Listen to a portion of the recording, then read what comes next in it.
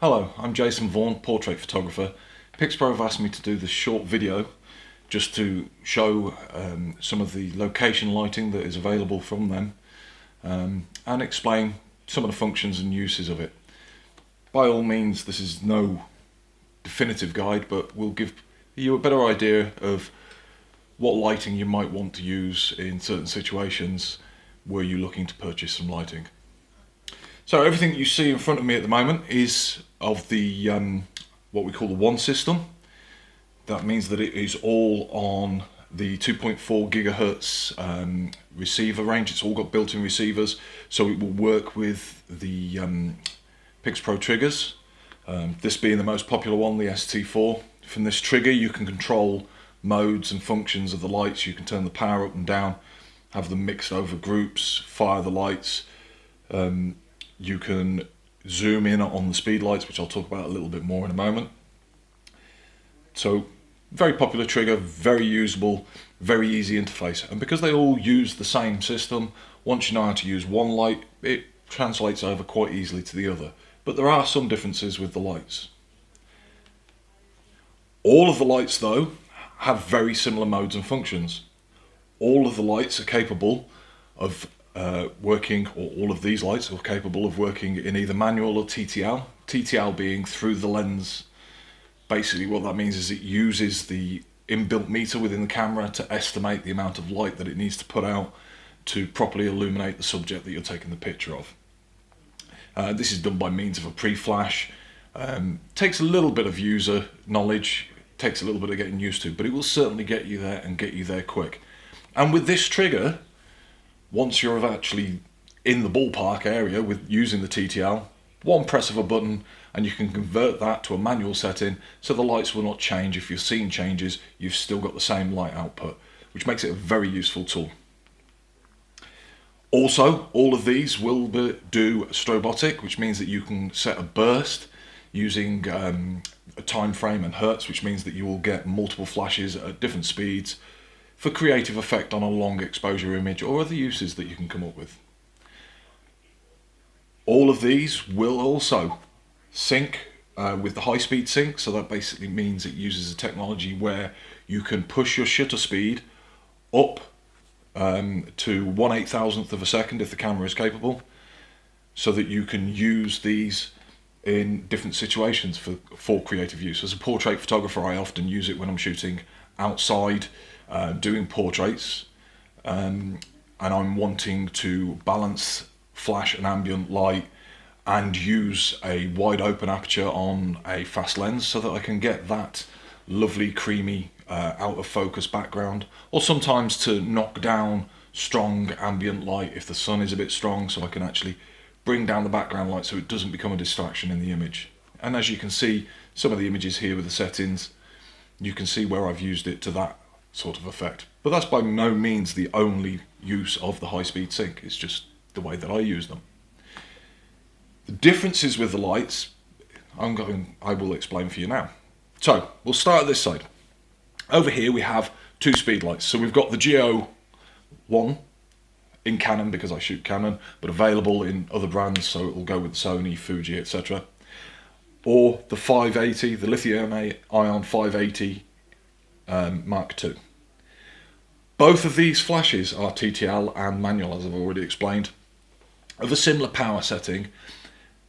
The Speedlite flash works in a slightly different way to the flashes we got here. Speedlights can, as you can see here, be mounted on top of the camera. Quite common use by event photographers. They can then pivot to bounce from the ceiling, pivot, bounce off a wall, or they can just use it as a burst of fill flash. Both of these flashes also, when they're on top of the camera, can be set as the master. This means that this becomes, for all intents and purposes, your trigger on top of the camera, so you can use it as a fill flash and have other lights controlled from this flash on the back. This one will achieve slightly more power by way of the focusing within the head. So what that does is it zooms in a set of mirrors to narrow the beam of the light, making it more efficient. This one doesn't zoom in quite as far, I think partly because it's a round head rather than a rectangular, in case you hadn't noticed. But the power is between the two is negligible. Advantage for me of this light is the round head, as you'll see from the images I will put up. The round head gives a slightly more even light pattern than the rectangular, and also a round light pattern, whereas there is a touch of a rectangular pattern from this. But both are usable bare in the right situations. By zooming them in, as you can also see from the images, it shows you how it focuses that beam of light in tight. That is how it effectively increases the power to the higher ends. Not as powerful as these, but still very capable lights. If you're in a situation where you are controlling the ambient light, and in a situation indoors where there is not a great deal of ambient light, then these are great. And still outdoors, they're good as a fill flash, or if you're working in open shade, you can still get decent light out of these. And as I will show you shortly, when mounted on a bracket, you can still add modifiers to them the same as you could do with these. So two very capable lights, just at a slightly lower end of the power. Bit more versatile to some people because you can mount it on the camera. Others prefer not to mount them on the camera. I often use mine off camera, very rarely put them on the camera. I'll use them off camera as an extra light, maybe just to add a kicker, to fill in some shadows, or as a rim light, or maybe just to add some creative effect like coloured gels in the background.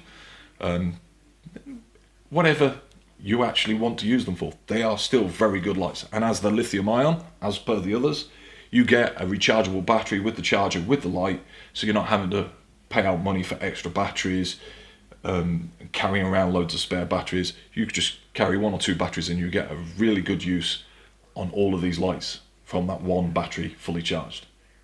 So that's the Speedlites. Now, moving over to here, we have the PIKA 200. There's also a PIKA 200 Pro, slightly higher spec, different functions. If you want the full specs of any of these lights, by the way, visit the Pixapro website, EssentialPhoto.co.uk, and you can look at the full specs of all of these lights in more detail. So, the PIKA 200. Advantages for me. This is a 200 watt strobe. Portable strobe.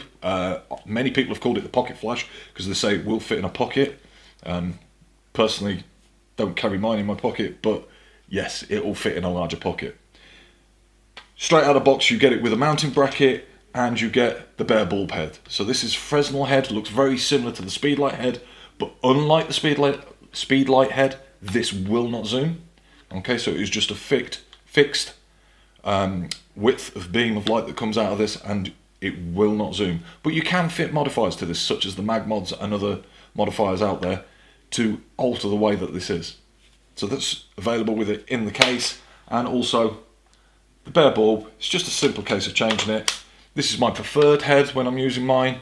You can then put this onto a bracket to mount into your modifiers, and the bulb being omnidirectional, so it is giving light the full 360 as well as forward, whereas these tend to push most of the light forward. It fills a modifier better, so you get a more even light from the modifier, in my personal opinion. Also, there are other accessories which I'll show you shortly that are available to buy to go with this, which will make it an even more versatile light. So that's 200 watts a second. Slightly higher again, CITI300 Pro. Relatively new light. I've been playing with this for a while. I love this light.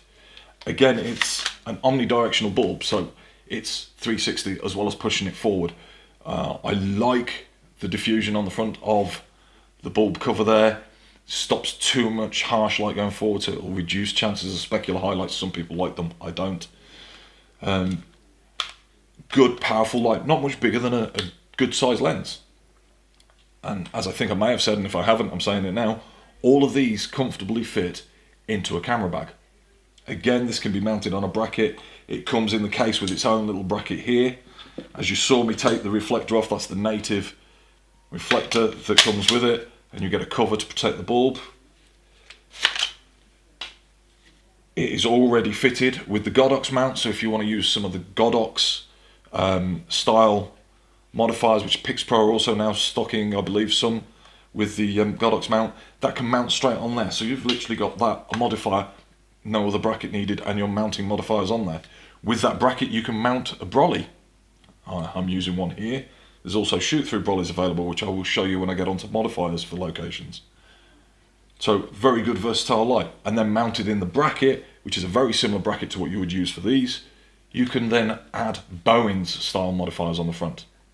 So if you give me a second, I'm just going to show you now the Bowens style modifiers, brackets.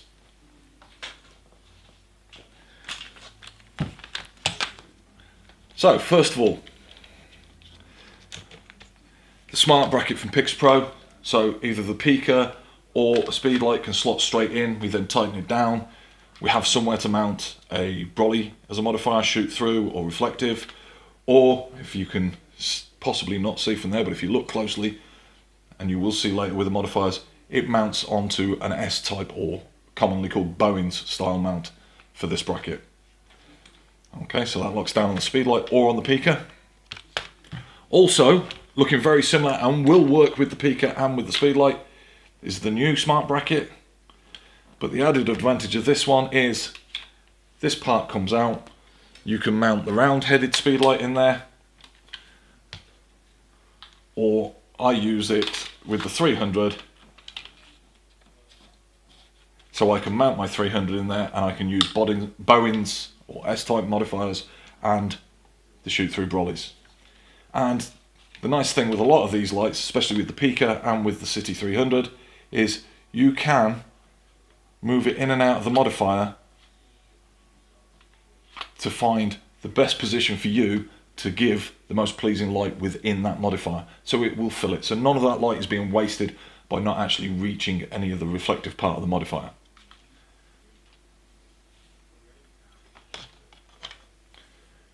Also available for the PIKA. Talk about this one first. Sorry about that.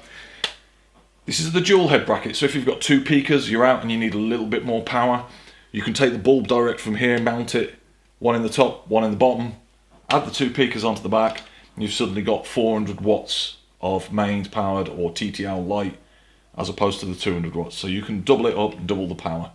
So a nice extra add-on if you're using the PIKA for those situations where you get out and 200 watts might not just quite be enough for you to actually get what you're wanting.